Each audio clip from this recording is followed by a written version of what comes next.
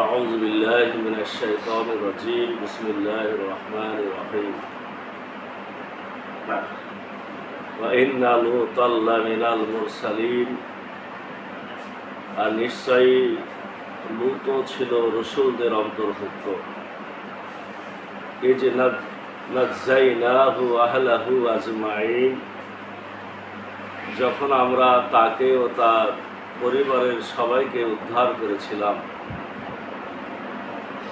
ইল্লা আজুজান ফিল গাবিরিন, এক বৃদ্ধা ছাড়া সে ছিল পেছনে অবস্থানকারীদের অন্তর্ভুক্ত। সুম্মা দাম্মারনাল আখারিন, অতঃপর অবশিষ্টদের আমরা ধ্বংস করেছিলাম। ওয়া ইন্নাকুম লাতামুরুনা আলাইহিম মুসবিহিন, আর তোমরা অবশ্যই তাদের ধ্বংসাবশেষ অতিক্রম করে থাকো। অবিল লাইলে, রাতে, আফালা তাকিলুন, তবু কি তোমরা আকলকে কাজে লাগাবে না? ওয়া ইন্না ইউনুসা লামিনাল মুরসালিন, আর নিশ্চয়ই ইউনুসও ছিল রসুলদের অন্তর্ভুক্ত। ইজ আবাকা ইলাল ফুলকিল মাসহুন, যখন সে পালিয়েছিল বোঝাই নৌজানের দিকে।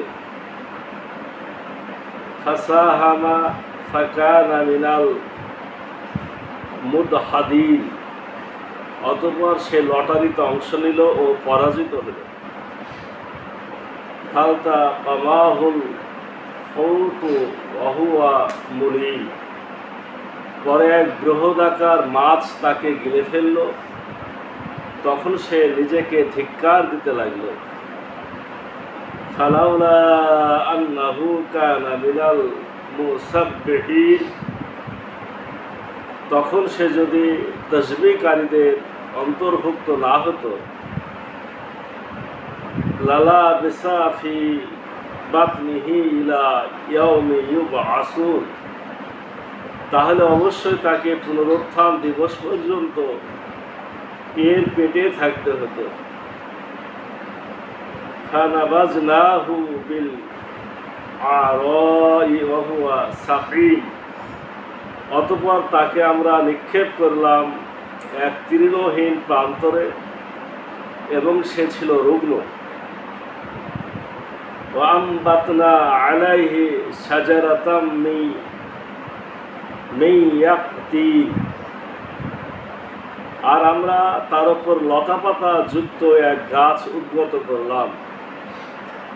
ওয়ারসালনাহু ইলা মিয়াতি আলফি আও ইয়াজিদুন, আর তাকে আমরা 1,00,000 বা ততোধিক লোকের জন্য প্রেরণ করেছিলাম। ফামানু ফামাত্তানাহুম ইলা হিন, অতঃপর তারা ঈমান এনেছিল, ফলে আমরা তাদের কিছুকালের জন্য জীবন উপভোগ করতে দিলাম।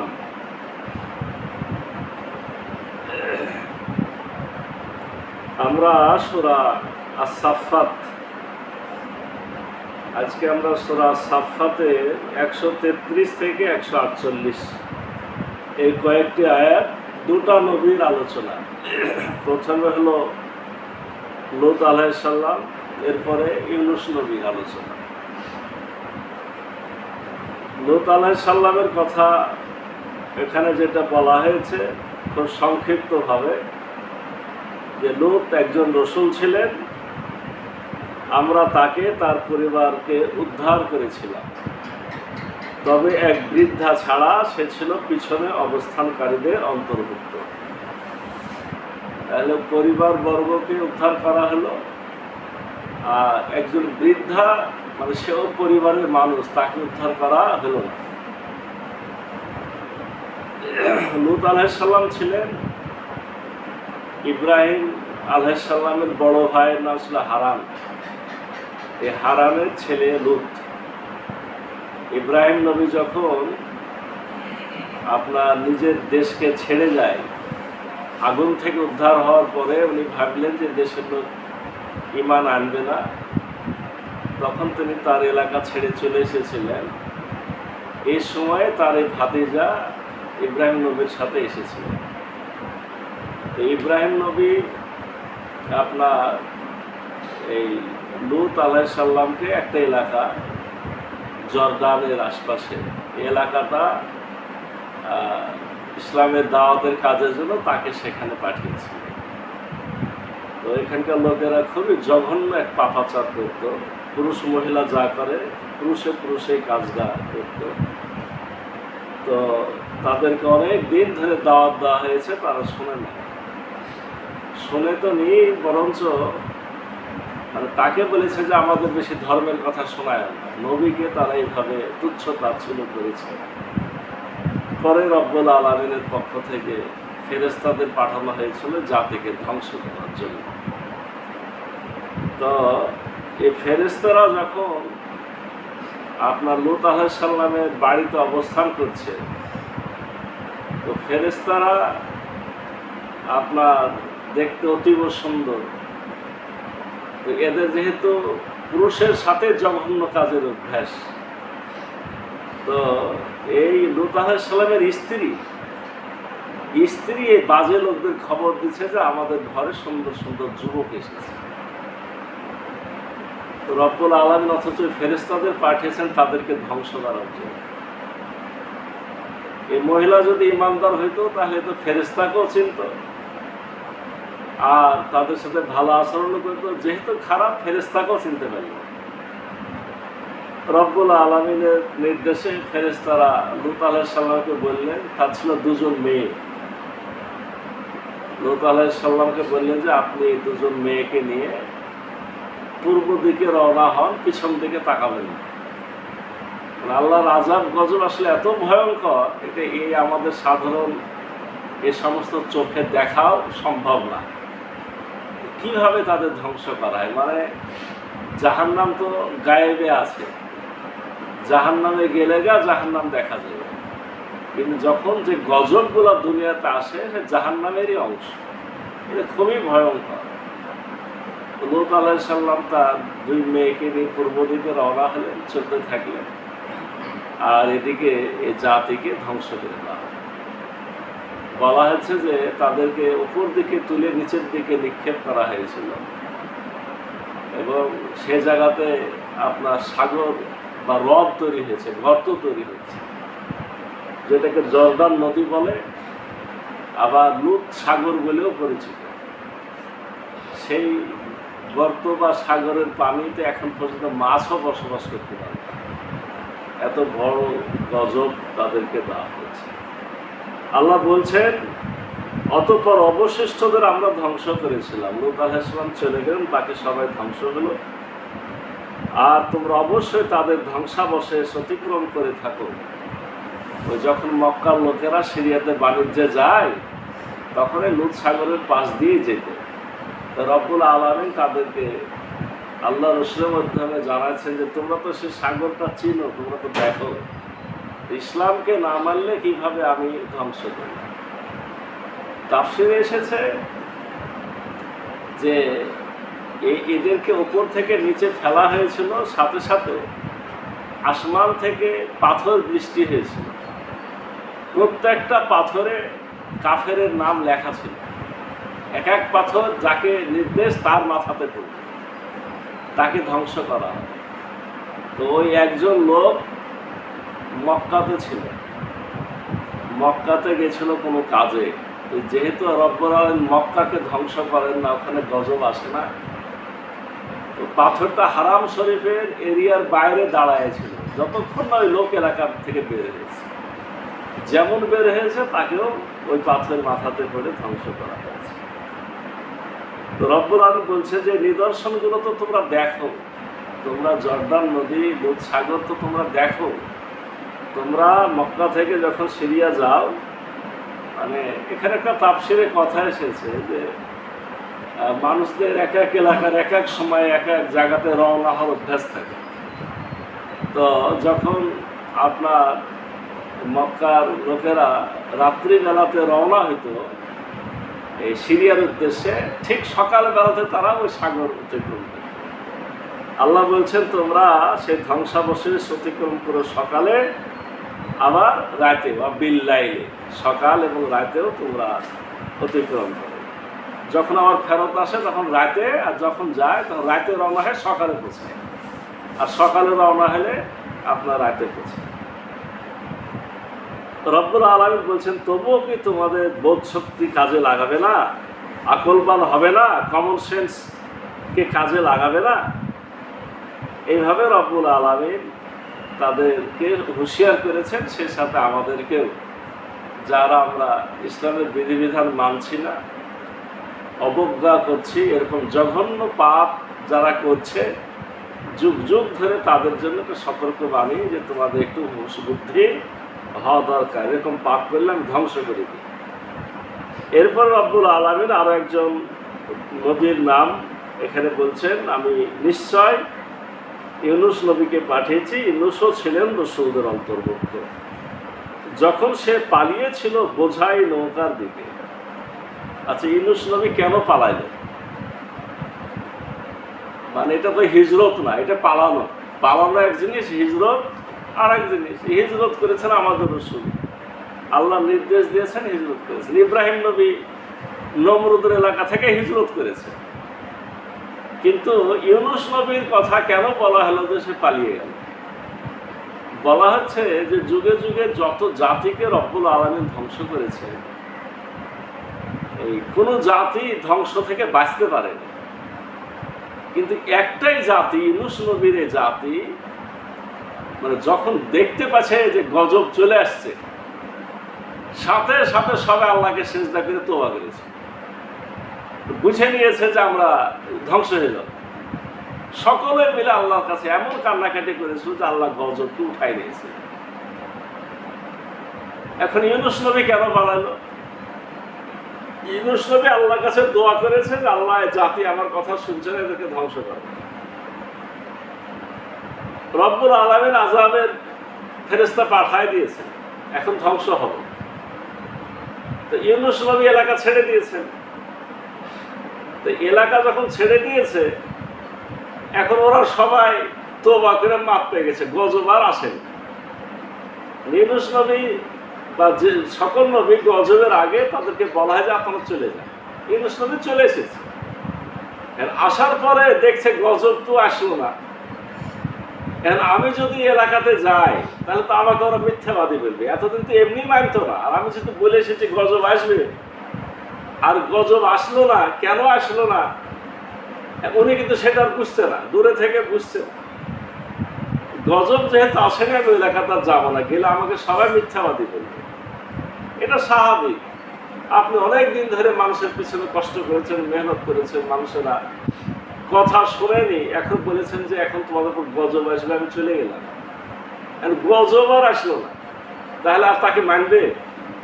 ইউনুস নবী লজ্জাতে এলাকা ছেড়ে পালাই গেলেন যে আমি এলাকাটা ঢুকবো না, এলাকাতে ঢুকবো না। তিনি একটা বোঝাই কোন এক সাগরে চললেন। এলাকাটা ছিল ইরাকের, যেটা মসুল বলা হয়।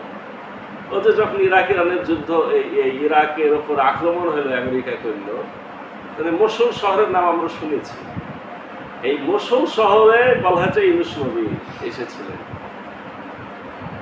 তো আপনার এই ইউনুস নবী ওই এলাকা ছেড়ে সাগরে হোক, নদীতে হোক, আর যে জায়গাতে হোক, তিনি একটা বোঝাই নৌকাতে চলল। বোঝা যাচ্ছে যে নৌকাটা বোঝাই ছিল, মানে উনি চেয়েছিলেন যে নৌকা ছেড়ে অন্য ভিন এলাকাতে চলে যাবে। নৌকাতে চড়ার পরে আপনার সহজ ব্যাখ্যা যেটা, সেটা হলো যে ভারী নৌকাতে চড়েছে, এখন নৌকা ধরে ডুবু ডুবু হওয়া শুরু হয়েছে। তো একজনকে তো নামাইতে হবে, তো কাকে নামাবে? মানে এটা একবার সাধারণ ব্যাখ্যা, কাকে নামাবে? তো করো, লটারি করো, লটারি করে যার নাম উঠবে, সকলের নাম লিখে লটারি করো, যার নাম উঠবে তাকে নামাই। একবার, দুবার, তিনবার লটারি করা হলো, তিনবারে কার নাম উঠলো? ইউনুস নবীর নাম উঠল। এখন ওনাকে তো একটা ভদ্র মানুষ, একজন নবীর চেহারা, আচার আচরণ তো এত ভদ্র হয়, তাকে ফেলে দেওয়া তো সাধারণ মানুষের জন্য বিবেকের ব্যাপার। ইউনূস নবী নিজে লাফ দিয়ে আপনার সমুদ্রে ঝাঁপায় পড়েছিল। এটা একটা ব্যাখ্যা। আর একটা ব্যাখ্যা হলো যে যেটা সাধারণ বেশি প্রচলিত, সবাই বলে আর কি, সেটা হলো যে আপনার তখনকার সময় একটা বৈশিষ্ট্য ছিল, কোনো পলাতক গোলাম, মানে গোলামের ব্যবসা তখন যেহেতু ছিল, তো মালিকের কাছ থেকে কেউ কোনো গোলাম যদি পালায় যে কোনো নৌকায় চড়তো, তো সেই নৌকার গতি কমে যেত। এটা একটা আল্লাহর পক্ষ থেকেই সারা ছিল। তো ইউনূস নবী পালায় গেছে, নৌকাতে চড়েছে, আর নৌকা চলছে না। তখন সবাই বলছে যে এখানে অবশ্যই একজন পলাতক গোলাম আছে। তো কে থাকতে পারে কেউ স্বীকার করে না। শেষে একবার, দুবার, তিনবার লটারি করলো, ইউনূস নবীর নাম উঠল।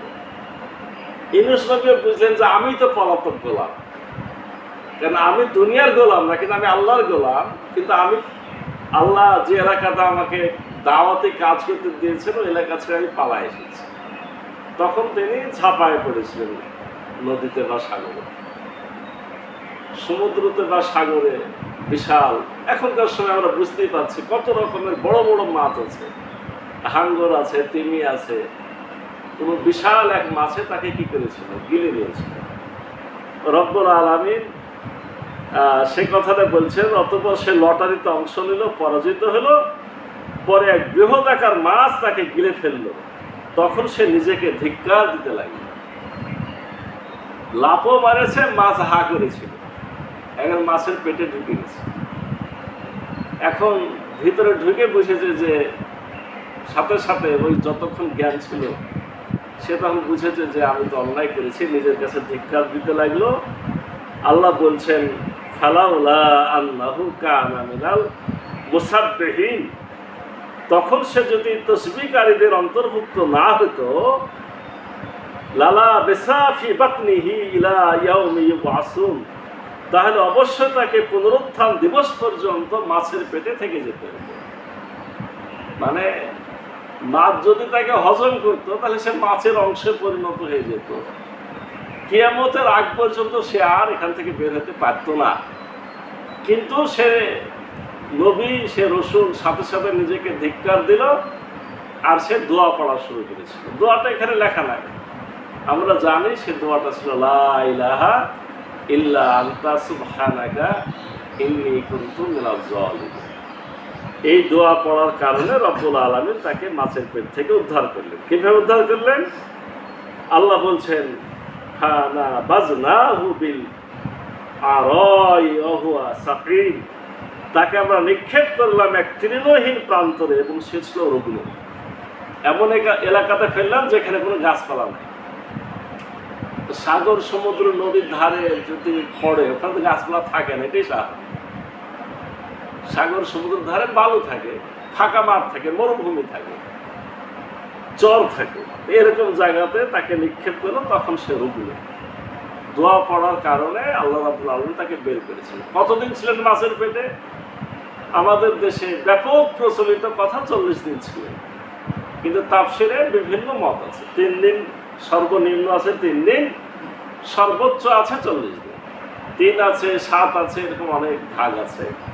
তো যাই হোক, 3 দিন হোক আর 40 দিন হোক আর 7 দিন হোক, আপনার ইউনূস নবীকে মাছ পেট থেকে বের করলো। গোটা শরীরের লোম নাই, চামড়া উঠে গেছে।